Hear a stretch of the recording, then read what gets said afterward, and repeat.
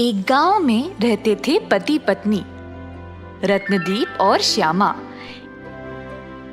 इनकी एक प्यारी सी बेटी थी सौम्या। रत्नदीप बहुत मेहनती व्यक्ति था। वह सब्जी मंडी से सब्जी खरीदकर बाजार में बेचता था।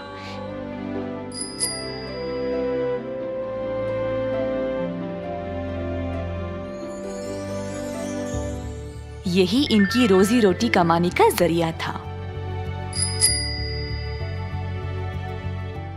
एक दिन रोज की तरह रत्नदीप घर गया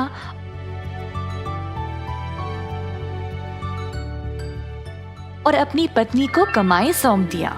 श्यामा पैसे गिनते गिनते ख्यालों में डूब गई। अभी के लिए तो ये पैसे हमारे लिए काफी है, पर हम सौम्या को अच्छी स्कूल में कैसे भेजेंगे? अचानक से उसके दिमाग में एक विचार आया। सुनिए जी, इन पैसों से हम जी तो रहे हैं, पर हम सौम्या को अच्छी स्कूल में नहीं भेज पाएंगे। आधी कमाई तो वापस सब्जी खरीदने में ही जाती है। क्यों ना हम खुद की सब्जी उगाए हमारे ही जमीन पर, फिर हम मुनाफा कमा के बच्ची को अच्छे से स्कूल में डाल सकते हैं। हाँ, तुमने सही बोला। लगता है अब यही करना पड़ेगा। ऐसा सोचकर रत्नदीप गया खेत को हल करने के लिए। जमीन को जोतते समय अचानक से रत्नदीप का हल कोई सख्त चीज से टकराया।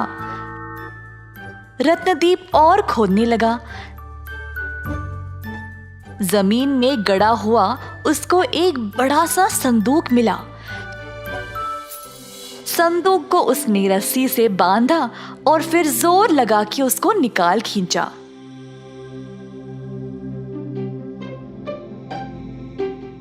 इतना बड़ा संदूक मैंने कभी देखा ही नहीं। अगर मैं इसको अभी ले जाऊंगा तो गांव में सबको पता लग जाएगा। अंधेरा होने तक का इंतजार करता हूँ, फिर ले जाऊंगा।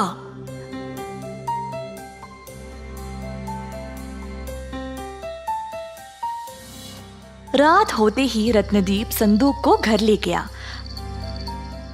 पत्नी अपने पति के सर के ऊपर इतना बड़ा संदूक देखकर हैरान रह गई।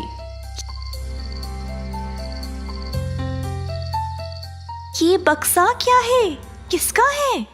सवाल करना बंद करो और जल्दी से दरवाजा पर ताला लगाओ।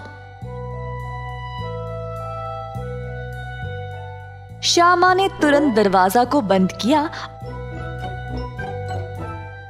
और संदूक को रत्नदीप के सर से नीचे उतारने में मदद की। ये संदूक आपको मिला किधर?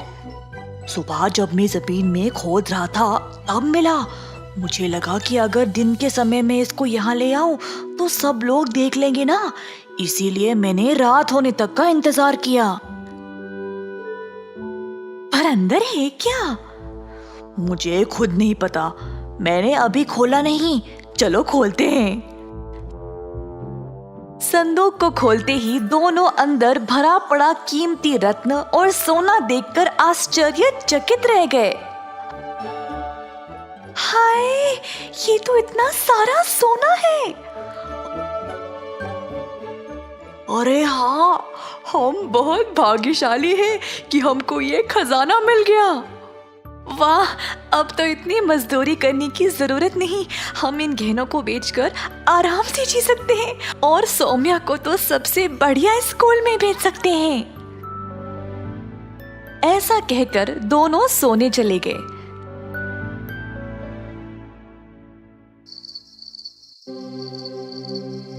सुबह के समय रत्नदीप ने अपनी पत्नी को पुकारा। श्यामा, उस संदूक से थोड़ा सोना ले आना। जी, अभी आई।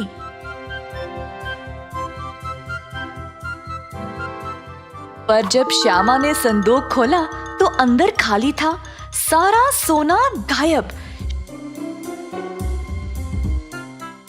श्यामा ने तुरंत अपने पति को पुकारा।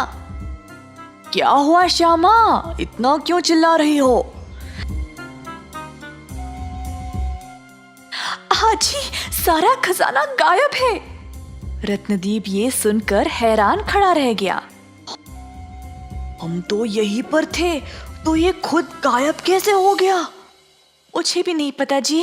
रुकिए, सोमिया, सोमिया।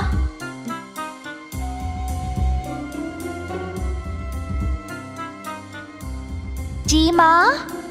तुमने इस संदूक में कुछ सोना देखा क्या? नहीं माँ, मैंने तो कुछ नहीं देखा। दोनों अचरज में पड़ गए कि अचानक से सोना गायब कैसे हो गया।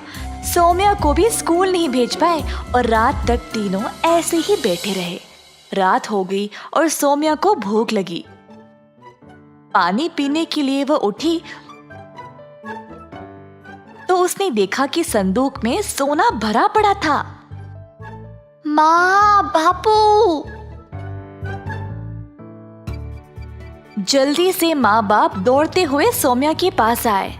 माँ, ये देखो, संदूक में सोना है। आपने मुझे सुबह इसी संदूक के बारे में पूछा था ना? पति पत्नी ने जब अंदर देखा तो संदूक वापस खजाने से भरा पड़ा था। हाय, सुबह तो ये खाली हो गया था, अब अचानक से फिर से कैसे? मुझे लगता है कि हमारे किसी करीबी ने ही चोरी की है और फिर उसको गलती का एहसास हुआ होगा तो वापस रख दिया होगा। और कैसे संभव है कि ये खजाना अपने आप गायब हो जाए और आ भी जाए वापस? मुझे यकीन ही नहीं हो रहा है कि सोना वापस आ गया। अब तो सोना मिल गया ना माँ। अब आपस में खुसफुस क्यों कर रहे हो? सुबह से कुछ खाया ही नहीं, अब तो खा ले हम। तुरंत श्यामा ने खाना पकाया। खाना खाने के बाद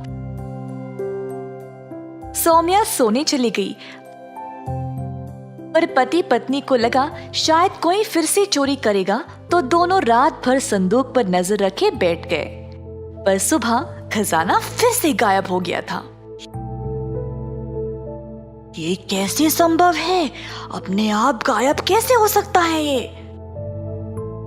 अब तो आपको यकीन हुआ ना? शायद शाम तक वापस आ जाएगा। देखते हैं। उस दिन भी दोनों कोई काम नहीं कर पाए और शाम का इंतजार करते हुए बैठ गए। रात होते ही खजाना अचानक से वापस आ गया और दोनों हैरान रह गए। ये क्या जादू है? सुबह में गायब और शाम को वापस खजाना आ जाता है। अजी, मुझे लगता है कि क्यों ना हमारी कितनी भी इच्छा हो इस सोना को रखने का, फिर भी इसका कोई फायदा नहीं है। ये बक्सा तो आपको मिला था, पर हम इसको दिन भर देखने के अलावा और कुछ नहीं कर पा रहे हैं। हाँ श्यामा, हम अपनी मेहनत की कमाई से ही खुश थे। चलो इस संदूक को वापस वहीं पे डाल देते हैं और मेहनत से कमाकर सुखी से जिएंगे। ऐसा सोचकर दोनों ने संदूक को वापस वहीं पे डाल दिया।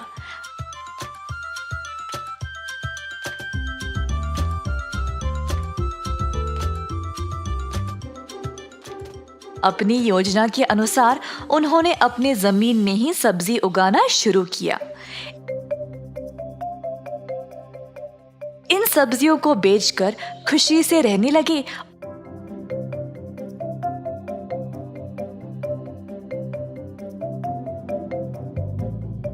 और अपनी बेटी को